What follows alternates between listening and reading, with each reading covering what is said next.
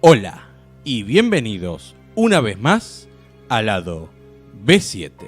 Hoy vamos a estar hablando de The Fly, tanto el clásico de 1954 como el remake de culto de 1986. Pero primero, hablemos un poco de la producción detrás de la cinta original. El productor y director Kurt Newman descubrió el cuento de George Langeland en la revista Playboy. Se lo mostró a Robert Lipper, que era director del estudio de películas clase B de 20th Century Fox, Regal Pictures. Aún así, la película terminaría siendo estrenada como una producción oficial de la 20th Century Fox, en CinemaScope y con color deluxe, a diferencia de sus dos secuelas, que serían blanco y negro. James Clavell fue contratado para adaptar la historia de Langeland. La adaptación se mantuvo en gran medida fiel a la historia original, aunque la historia se trasladó de Francia a Montreal, Canadá, y el final se cambió por uno mucho más positivo. Kurt Newman sería el director. Para el papel principal de André Delambre se había pensado en Michael Rennie y Rick Jason, pero finalmente el papel fue para David Hedison, aunque los créditos figuraría como Al Hedison. Patricia Owens interpretaría a Elaine Delambre, Vincent Price como Francis Delambre y Herbert Marshall como el inspector Charas. Esta sería la película que pondría ante el ojo del público general a Vincent Price como un personaje popular en cintas de terror. The Fly se estrenaría el 16 de julio de 1958 y sería un completo éxito comercial. Lamentablemente, el productor y director Kurt Newman moriría una semana después del estreno, sin saber que esta sería el mayor éxito de toda su carrera. Existen dos secuelas, una de 1959 llamada Return of the Fly y otra de 1965 llamada Curse of the Fly. La película inicia con la choqueante escena del Dr. André Delambre siendo aplastado por una prensa hidráulica. Su mujer, Elaine, llama a Francis, hermano de André, para confesarle el crimen que acaba de cometer. Francis llama al detective Charas, quien acude a él a la escena del crimen para reconocer el cuerpo de André. En la fábrica se sorprenden al ver que la máquina fue utilizada 2 veces para prensar la cabeza y la mano de la víctima. Si bien Elaine confiesa haber cometido el crimen, dice no poder decir los motivos de sus actos. Esto lleva a todos a dudar sobre su salud mental. Además, Elaine parece estar obsesionada con las moscas.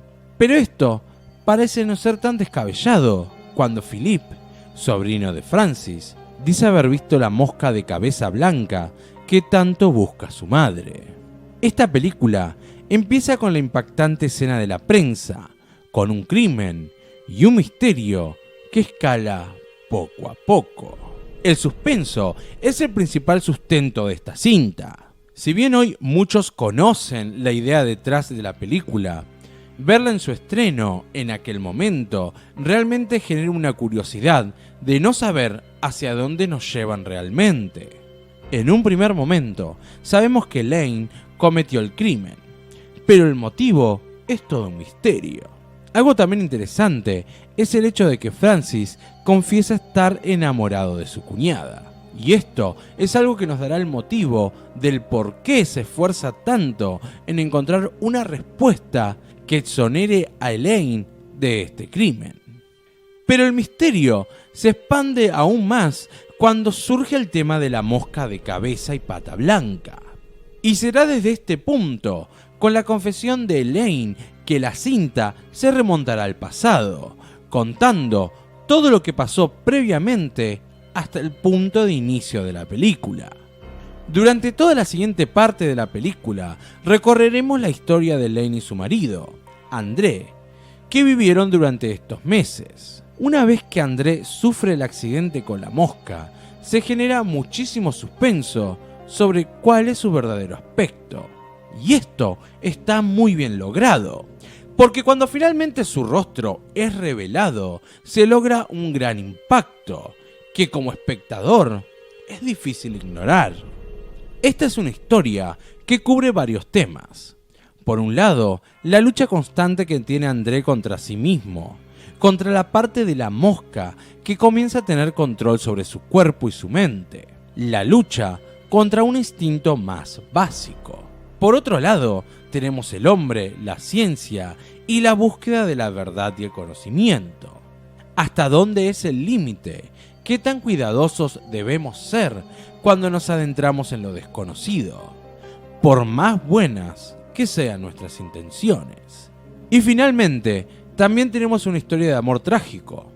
Incluso, hay una imagen típica de la Bella y la Bestia, el monstruo y la mujer hermosa. Por el lado del final, como dije antes durante la producción, fue cambiado por uno más feliz, y este realmente desentona con el resto de la cinta. Porque antes hubo tanto drama, horrores y situaciones complicadas, que ese final donde se toman todo a la ligera es simplemente raro. Como que no pertenece a la misma historia.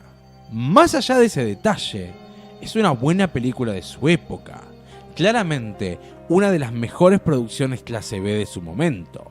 Una buena historia, buenos efectos y maquillajes y buenas actuaciones.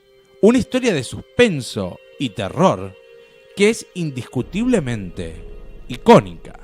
Después del éxito de The Fly de 1958, el productor Robert Lippert quería hacer una secuela. Como el director de la película original, Kurt Newman, había fallecido, buscó un nuevo director. El elegido fue Edward Burns, quien ya había trabajado con Lippert en Space Master X-7. El mismo Burns se encargaría del guión, el cual se escribió específicamente para reutilizar los escenarios de la primera cinta.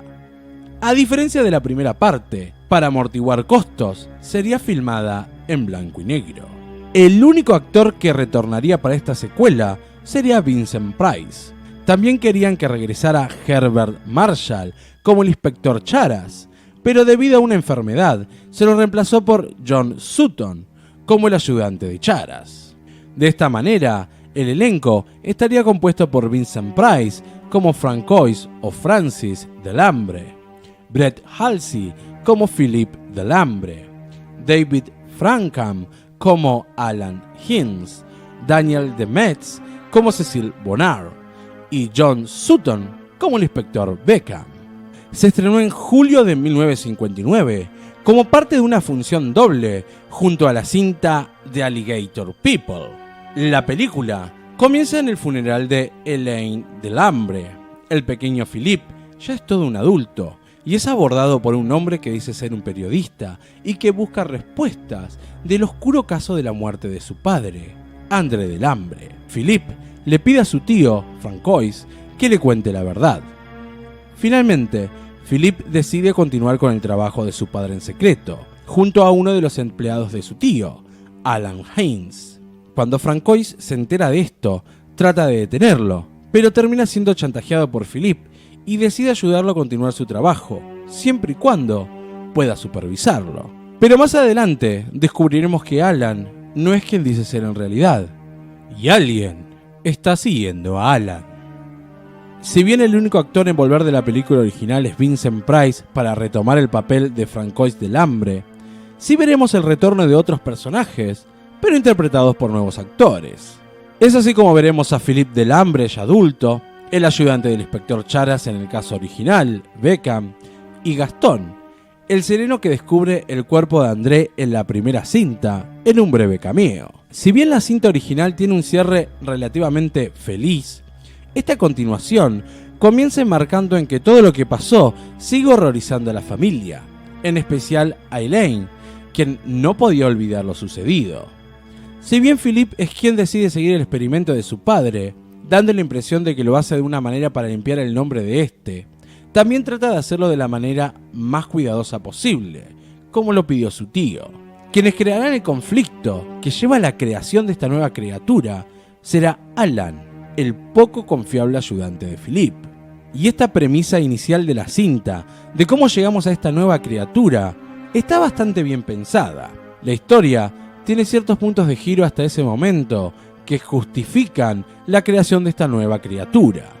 Y esta narrativa está bien dentro del tipo de película que es. Esta es una cinta clase B, de un presupuesto más reducido que el original, razón por la cual se filmó en blanco y negro, donde también veremos que el maquillaje y los efectos están lejos de los elogiados en la primera cinta. Una vez que llegamos a la transformación de la criatura, la historia se vuelve mucho más directa, a diferencia de la primera película. En la original, teníamos una historia que profundizaba en temas como la búsqueda del conocimiento y sus peligros, el amor incondicional, la lucha del hombre por preservar su razonamiento ante el instinto animal. Pero en esta secuela, todo eso no importa. La mosca toma el control directo del cuerpo, convirtiéndose tan solo en una cinta básica de monstruos. También tendremos otro personaje en la cinta, que es Cecile, la hija de la ama de llaves de Philip, la cual se supone que tiene un cierto vínculo o interés romántico en él. Pero su única función es ser quien grita cuando aparece la criatura por primera vez. La cinta tendrá el cierre esperado, y no veremos mucho más. Si bien es interesante ver cómo Philip llega a convertirse en la criatura por medio de unos puntos de giro bastante funcionales, el resto recae en una historia básica y rápida de monstruos. El personaje femenino, a diferencia de la cinta original, donde era un personaje completamente activo, en esta solamente se presenta para horrorizarse con la aparición de la criatura y ser un consuelo en el final de la historia. Es una continuación que está lejos de estar a la altura de la original. Es medianamente entretenida, pero no hay mucho más que eso. La tercera parte de The Fly, titulada The Curse of the Fly, fue completamente producida en Inglaterra, dado que Robert Lippert quería aprovechar el A.D. Levy, un subsidio que daba el gobierno británico a las producciones que se rodaran en el Reino Unido. El productor sería Jack Parsons, quien contrató al director Don Sharp, el cual ya había trabajado con él en la película Witchcraft de 1964, y con guión de Harry Spalding. El elenco está compuesto por Brian Donlevy como Henry Delambre, George Baker como Martin Delambre, Carol Gray como Patricia Stanley, Bort Kwok como Ty, Yvette Reese como Juan, Michael Graham como Albert Delambre, Charles Carson como el inspector Charas y Jeremy Wilkins como el inspector Ronet. La película se estrenó en mayo de 1965 en Estados Unidos y en enero de 1966 en el Reino Unido.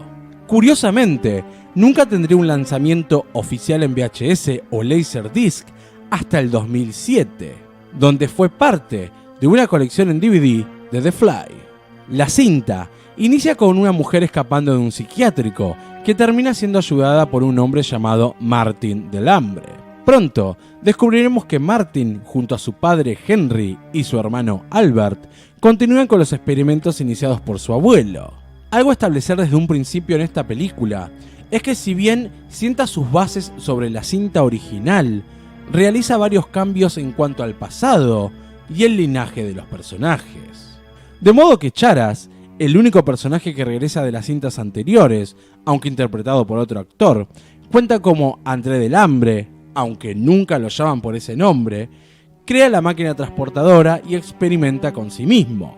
Pero sucede el accidente de la mosca.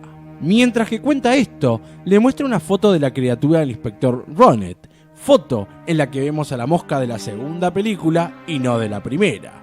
Y en esta versión de la historia, el suicidio no sucede, sino que su hijo logra invertir el proceso, volviendo a su padre humano nuevamente. Y no solo no nombran a Francois o Elaine, sino que en esta versión Philip no es su hijo, sino que es Henry Delambre. Así que esta tercera parte es como una historia alternativa a las películas anteriores. Cabe destacar la primera escena de la película, cuando Patricia Stanley escapa del psiquiátrico. Comienza con una ventana rompiéndose, volando los vidrios directamente a la cámara. Toda una escena de sensaciones oníricas, con ella escapando en ropa interior en cámara lenta, y la música compuesta por Bert Schefter, que navega entre el sueño y las pesadillas. Una escena de apertura realmente muy artística, que si bien no coincide con el resto de la cinematografía de la película, sí marcará el viaje que vivirá Patricia con Martin del Hambre, algo que parece de ensueño y se va tornando poco a poco en una pesadilla. Martin termina ayudándola y en una semana establecen una relación que rápidamente termina en matrimonio, aún si ninguno de los dos conoce el contexto o el pasado del que ambos vienen. Patricia es una pianista que fue internada en un psiquiátrico luego de una grave crisis nerviosa, producto de la muerte de sus padres. Pero Martin oculta un secreto aún mayor. Él, su padre Henry y su hermano Albert continúan con los experimentos iniciados por su abuelo, el cual parece estar funcionando, ya que su padre fue transportado desde Quebec a Londres. Pero esos experimentos, que hoy parecen funcionar, llevaron a otras horribles mutaciones que Martin y su familia ocultan en su casa. Y no solo eso, Martin heredó una grave enfermedad genética de su abuelo, debido al accidente de la mosca. Si no se inyecta diariamente, su cuerpo sufre un envejecimiento acelerado. Y de esta manera la película comenzará a develar un misterio tras otro a medida que Patricia los vaya descubriendo. Desde los mutantes que son mantenidos como animales en la casa, hasta una misteriosa primera esposa que oculta a Martin. Algo interesante del personaje de Patricia es cómo justifica que ella acepte las diferentes extrañas situaciones que suceden en la casa y en el trabajo de su esposo. Por un lado, ella oculta desde un primer momento que había escapado de un psiquiátrico y su pasado. Así que si Martin no le contó su pasado tampoco, ella no puede reprocharle nada. Por otro lado, está su estado mental, porque si bien ella ve cosas extrañas en la casa, acepta las justificaciones de Martin debido a que no sabe hasta qué punto ella es realmente sana mentalmente. Así que si bien a veces nos da esa imagen de que acepta demasiado rápido los pretextos de su marido, la historia tiene una justificación psicológica para ello. La cinta plantea cómo la familia del Hambre se convirtió en una familia de científicos locos, que por llevar adelante el proyecto iniciado por su abuelo, son capaces de todo, convirtiéndose en verdaderos monstruos. Acá no vamos a tener criaturas con cabeza de mosca persiguiendo y matando. Acá los monstruos tienen aspecto humano, pero por dentro están completamente consumidos. El título de La maldición de la mosca no solo es debido a la enfermedad que hereda Martin, es debido también a la maldición que tiene la familia del Hambre en su constante búsqueda científica, y es eso lo que los convierte en verdaderos monstruos. La historia tendrá un final realmente trágico para todos los personajes involucrados, y la cinta cerrará preguntándose si este es realmente el fin de la historia. Y lo sería, ya que no tendríamos otra secuela hasta la remake de 1986.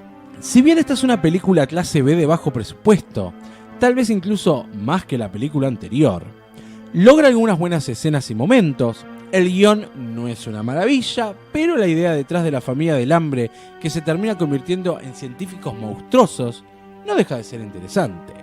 Y lleva a una historia con una conclusión posiblemente satisfactoria para algunos, pero bastante triste. Realmente The Fly no es una mala trilogía, obviamente que las dos secuelas están varios escalones abajo de la película original, pero dentro de todo se mantienen bastante interesantes. Para aquellos que gustan de las películas de terror más clásicas, esta es una buena opción. A principios del 80, el productor Kip Oman se acerca al guionista Charles Edward Progg con la idea de hacer una remake de la película clásica de terror y ciencia ficción The Fly de 1958. Progg leyó la historia original de Langeland y vio la cinta de 1958. terminó sintiéndose interesado en el proyecto y habló con el productor Stuart Cornfeld, el cual se vio inmediatamente interesado. Juntos, fueron a presentarle la idea a 20th Century Fox, quienes se vieron entusiasmados con la idea y le dieron a Prog dinero para trabajar en el primer borrador del guión. Inicialmente, Prog y Cornfeld se basaron más literalmente en la historia original, pero después decidieron que era mejor centrarse en la mutación gradual del protagonista, en lugar de convertirlo directamente en un monstruo. Aún así, cuando los ejecutivos leyeron el guión, se sintieron poco impresionados y decidieron retirarse de la producción. Cornfeld renegoció con Fox los términos y llegaron a un acuerdo. Ellos distribuirían la película si encontraban financiación externa. El nuevo productor sería Mel Brooks y su compañía, Brooks Films, aunque sacaría su nombre de los créditos para que no se relacionara la película con una comedia o parodia. A Brooks le gustó el guión, pero sintió que era necesario reescribirlo. Se contrató a Walton Green, pero su trabajo no fue del agrado de los productores, así que Prog regresaría para refinar su trabajo. A la hora de elegir un director, tanto Brooks como Cornfeld querían a David Cronenberg, pero este se encontraba trabajando en Total Recall, así que se decidieron por el director británico Robert Bierman. Trágicamente, Bierman tendría un fatal accidente en su familia, lo que lo llevaría a retirarse de la producción. Brooks y Cornfeld decidieron darle un tiempo y esperarlo, pero Bierman finalmente decidió que aún no estaba listo para continuar trabajando. Justamente, Cronenberg había terminado desvinculándose de la producción de Total Recall y aceptaría encargarse de The Fly siempre y cuando pudiera reescribir el guión. Cronenberg trabajaría sobre lo que ya había escrito Prog. Si bien mantendría las mismas bases, haría ciertos cambios, como fusionar dos personajes en el personaje de Statis Borans, cambiar de lugar ciertos acontecimientos y cambiar los pasos de la transformación de Seth Bundle en la mosca. Aún así, pidió que los créditos aparecieran como co-guionistas él y Prog, ya que sin su trabajo no habría podido crear el guión final. Inicialmente, a John Lithgow se le ofreció el papel de Seth Bundle, pero lo rechazó porque le parecía que el guión era muy desagradable. Finalmente, Jeff Goldblum interpretaría a Seth Bundle, Gina Davis a Veronica Royney Quaife y John Getz a Statis Borans. La banda sonora sería compuesta y dirigida por Howard Shore. La película se estrenó el 15 de agosto de 1986 y sería un completo éxito, y sería la cinta más exitosa en la filmografía de David Cronenberg. En 1989 tendría una secuela directa llamada The Fly 2 y estaría dirigida por Chris Wallace. En 2005 se lanzaría una miniserie de cómics de 5 números titulados The Fly Outbreak, una secuela directa de The Fly 2 de 1989. Durante varios años se hablaron de diferentes remakes y secuelas, pero ningún proyecto llegó a concretarse. El científico Seth Bundle conoce a la periodista Ronnie en un evento de prensa organizado por Bartok Science. Ambos terminan yendo al laboratorio de Bundle, donde le muestra su más reciente invento: 2 cápsulas a las cuales llama telepods, los cuales permiten transportar materia deconstruyendo y reconstruyendo los átomos. Ronnie queda fascinada y le lleva la noticia a su editor y expareja Statis Borans, quien no le da ninguna importancia.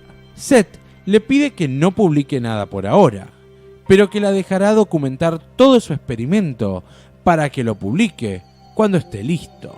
Ron y Seth empiezan una relación, pero una noche en la que Seth se siente un poco celoso por el contacto que tiene Ronnie con su ex y con la ayuda de unas copas de más, decide probar él mismo el teletransportarse. Seth no lo sabe, pero en el telepod una mosca se infiltró. y ahora es parte de su ADN. Esta película inicia de una manera bastante directa. Los primeros acontecimientos se dan bastante rápido, pero los personajes están bien escritos y las situaciones bien narradas. Así que, si bien los acontecimientos en un principio se dan rápido, se sienten de manera bastante natural. Así que en un principio tenemos esta relación que va floreciendo, al mismo tiempo que Bundle avanza en su experimento. Nos encontramos también con el antagonista, Statis Borans, el cual se nos presenta como una persona desagradable. Una vez que Bundle se teletransporta con la mosca, en un inicio parece el surgimiento de un superhéroe. Da la impresión de que el personaje tiene sus superpoderes, un estado físico y habilidades superhumanas. En esta etapa inicial da la impresión como si viéramos a Spider-Man o el Capitán América descubriendo de lo que son capaces. Pero en los siguientes acontecimientos, estos cambios vienen acompañados de comportamientos y cambios físicos aterradores.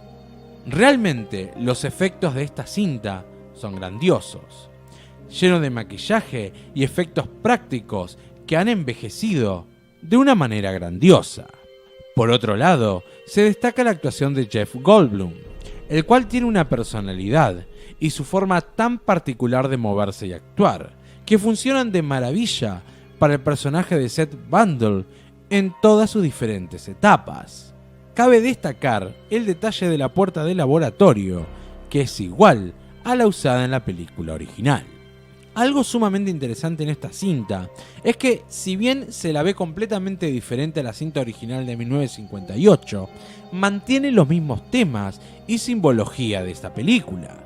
En esencia, es la misma historia, y esto es lo que lo hace una gran remake.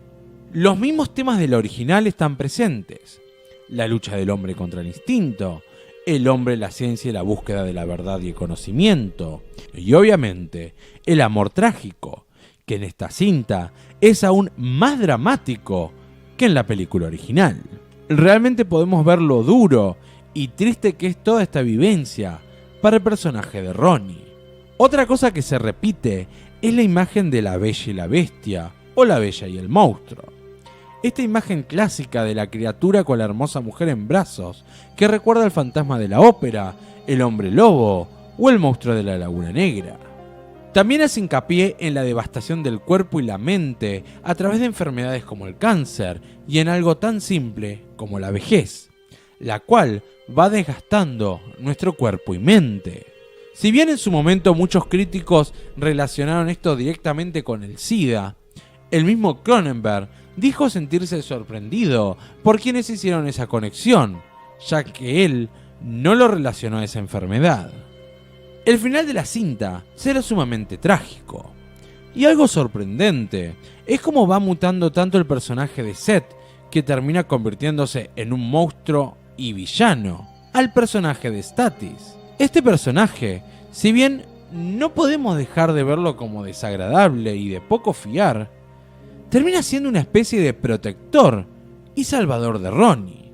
Esta remake de 1986 es una película sorprendente, un clásico y una película de culto que, si no la vieron, no pueden dejarla pasar. Si bien la original es icónica, esta cinta es una historia muy bien narrada, más visual y que nadie debería perderse. Después del éxito y las buenas críticas cosechadas por The Fly de 1986, 20th Century Fox se encargaría de producir una secuela. Esta vez, el guión estaría en manos de Frank Darabont, quien no era ajeno al género del terror, ya que se había encargado de escribir los guiones de A Nightmare on Elm Street 3, Dream Warriors y la remake de 1988 de The Blob. En este caso, la dirección caería en Chris Wallace, quien era principalmente creador de efectos especiales y ya había trabajado en los efectos de la película de 1986.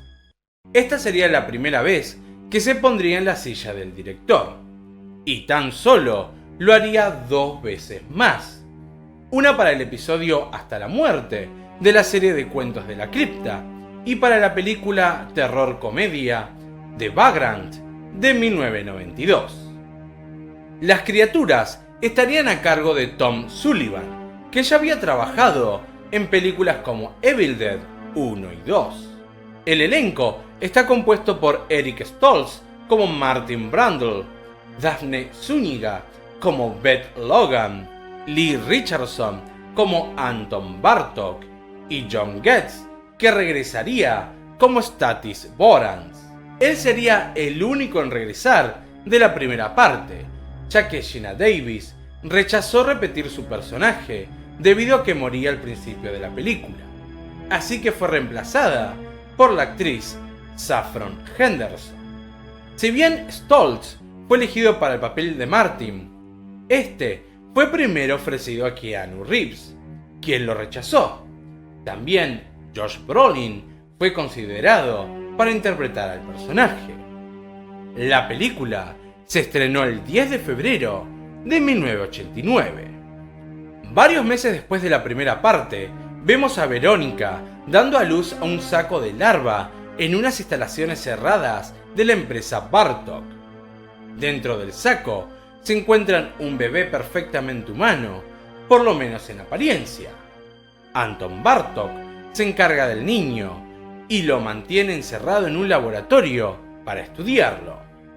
Martin, así es llamado, sufre de un crecimiento acelerado y al mismo tiempo demuestra ser extremadamente inteligente. Pero en este laboratorio no solo estudian a Martin, sino que también tratan de replicar el experimento de su padre. Al cumplir los 5 años, Martin alcanza el estado maduro de un joven adulto. Anton le ofrece a Martin dejar de vivir en el laboratorio y tener su propio lugar, aparte de ofrecerle el trabajo de que sea él quien continúe descifrando los experimentos de su padre. Esta película se centrará en Martin, hijo de Verónica y Seth, como la secuela de 1959, que también se centraba en el hijo. Pero como la tercera parte de 1965, Curse of the Fly, Martin hereda la genética modificada de su padre. En este caso, primero modifica la velocidad de su crecimiento, y una vez alcanzada cierta edad, comenzará su mutación. Martin, finalmente, acepta seguir con el trabajo de su padre, aunque no es consciente de lo que en realidad pasó, ni de su herencia genética. Y será mientras experimenta que conocerá una noche a la joven y atractiva Beth. Es interesante que el patrón de conquista que Martin utilizará con Beth es sumamente similar al que su padre usó con Verónica, convenciéndola de que le mostrará el experimento científico que cambiará la mirada del mundo para siempre. De este modo, comenzarán a vincularse. Durante la primera parte de la película, se dará una situación en la que el joven Martin encuentra un perro en el laboratorio y este se convierte básicamente en su único amigo. Una noche, Martin descubre que el perro no está y llega al laboratorio donde están experimentando. Su amigo, de 4 patas, es utilizado en el experimento y termina saliendo completamente deformado. Este evento termina marcando bastante a nuestro joven amigo. Un día, Beth invita a Martin a una fiesta en las instalaciones. Es ahí que Martin descubre que mantienen a su amigo perruno aún con vida, convertido en una criatura deforme en constante agonía. Esto a pesar de que Anton le había dicho que el perro había sido sacrificado. Esto nos dará uno de los momentos más dramáticos que caracterizan al personaje de Martin, cuando decide acabar con el sufrimiento de este pobre animal. Y esta situación remarca lo que Martin comienza a descifrar. Claramente, él se identificaba con el perro, ya que ambos vivían aislados en el laboratorio. Y él podría terminar exactamente como ese perro, encerrado y agonizando. Las instalaciones Bartók no son lo que dicen ser, y Anton Bartók oculta muchísimas cosas que Martin desconoce. También esto instala una crítica al humano. quienes se convierten en los verdaderos monstruos a raíz de sus experimentos y descubrimientos científicos, cuando estos conllevan al sufrimiento de otro ser vivo. Esto también fue un tema central en la tercera película de la saga original, Curse of the Fly. También volvemos a tener la idea de la Bella y la Bestia o la Criatura y la Bella Dama, pero de una manera menos representativa que en la película anterior. Algo interesante es cómo Martin evoluciona a su forma de mosca humana. Básicamente, su estado humano es el de la larva, para después pasar a un capullo y finalmente renacer como una nueva criatura. Y es en este punto donde la cinta se centrará más en el elemento terror, el gore y el body horror, tratando de emular un poco lo hecho por David Cronenberg en la película de 1986. De esta manera la cinta llegará a su conclusión, de una manera que emula el final de la secuela de 1959. En este caso, Martin descubrirá cómo corregir su mutación genética y ser un humano normal, pero el costo es sacrificar a otro. Como dije, un final bastante parecido al de la película de 1959, pero mucho más grotesco y gráfico.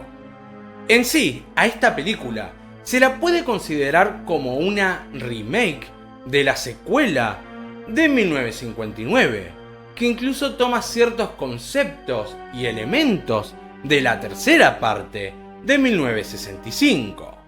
Una secuela que, si bien no es grandiosa, es bastante decente como para continuar con la historia planteada en la película de 1986. La música es bastante buena y los efectos son funcionales, pero mucho menos vistosos de aquellos que vimos en la primera parte, aunque tampoco llegan a defraudar. Si bien esta sería la última película de la franquicia hasta la fecha, existe un cómic de 5 números llamado El Brote, que cuenta los eventos que se dan unos años después del cierre de La Mosca 2. Martin trata de salvar al mutado y deforme Anton Bartok y volverlo a la normalidad, pero sin tener que sacrificar a nadie.